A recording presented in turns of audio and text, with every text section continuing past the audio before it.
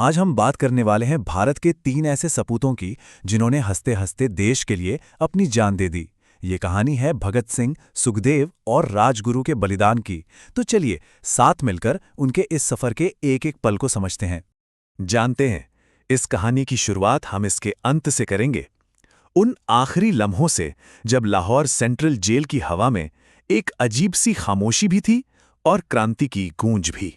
देखिए, यहाँ एक बहुत ही चौंकाने वाली बात है। फांसी के लिए 24 मार्च 1931 की सुबह तय की गई थी, लेकिन ब्रिटिश हुकूमत इन 3 नौजवानों के जज्बे से इतनी डर गई थी कि उन्होंने कानून तोड़कर तय वक्त से करीब 11 घंटे पहले 23 मार्च की शाम 7:33 पर ही उन्हें फांसी दे दी। सोचिए, फांसी से बस कुछ ही देर पहले जेल के अधिकारी भगत सिंह की कोठरी में पहुंचे और वो क्या कर रहे थे? वो लेनिन की जीवनी पढ़ रहे थे। उन्होंने अफसरों से कहा, ठहरिए, पहले क्रांतिकारी दूसरे से मिल तो लें। कुछ पल पढ़ने के बाद उन्होंने किताब हवा में उछाली और कहा, चलो, मौत के सामने ऐसा हौसला। और जब वो तीनों फांसी के तख्ते की ओर चले तो उन्होंने नारे लगाने शुरू कर दिए, इनकलाब जिंदाबाद, हिंदुस्तान आज़ाद हो। उनकी आवाज़ सुनकर जेल के दूसरे कैदी भी नारे लगाने लगे और उस शाम पूरी जेल की दीवारें क्रांति के इन नारों से थर्रा उठीं। लेकिन सवाल यह है कि फांसी के तख्ते तक पहुंचने का ये सफर, ये शुरू कहां से हुआ था? वो कौन सी चिंगारी थी जिसने इन नौजवानों के दिलों में क्रांति की आग जला दी थी? चलिए थोड़ा पीछे चलते हैं। इस कहानी की जड़ें हमें 1919 के जलियांवाला बाग नरसंहार में मिलती हैं। जब ये हुआ तब भगत सिंह सिर्फ 12 साल के थे, पर इस घटना का उन पर इतना गहरा असर हुआ कि वो स्कूल से 12 मील पैदल चलकर बाग पहुंचे और वहां के खून से सनी मिट्टी एक बोतल में भरकर ले आए।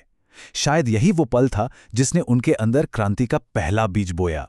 शुरुआत में तो भगत सिंह भी गांधी जी के असहयोग आंदोलन से जुड़े, लेकिन जब चौरी चौरा कांड के बाद गांधी जी ने आंदोलन वापस ले लिया तो भगत सिंह जैसे कई नौजवानों को बहुत निराशा हुई।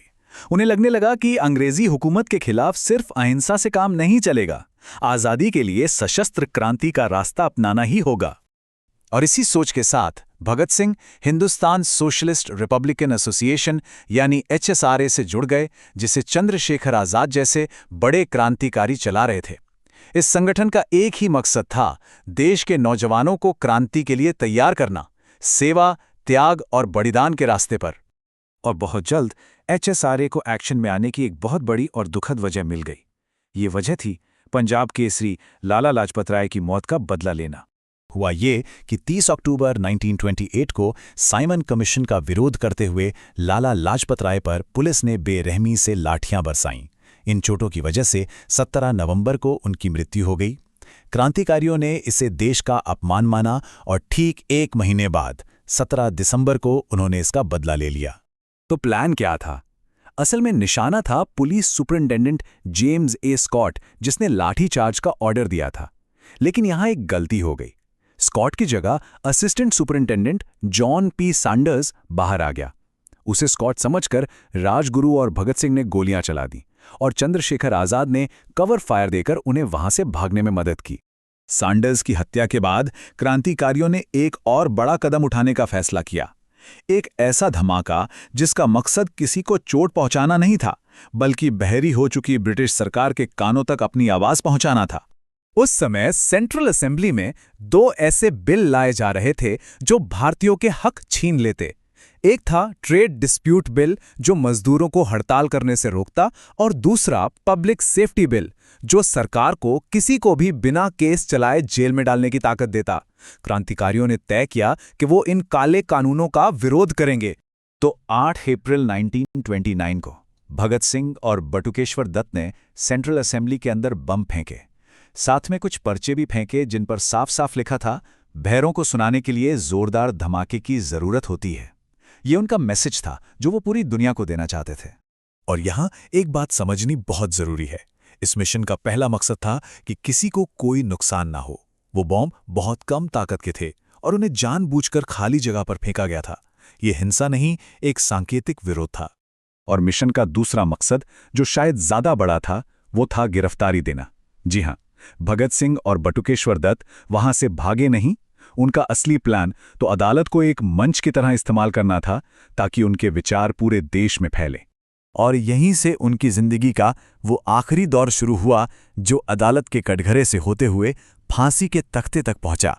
पहले तो 12 जून 1929 को असेंबली में बम फेंकने के केस में भगत सिंह और दत्त को उम्र कैद की सजा सुनाई गई।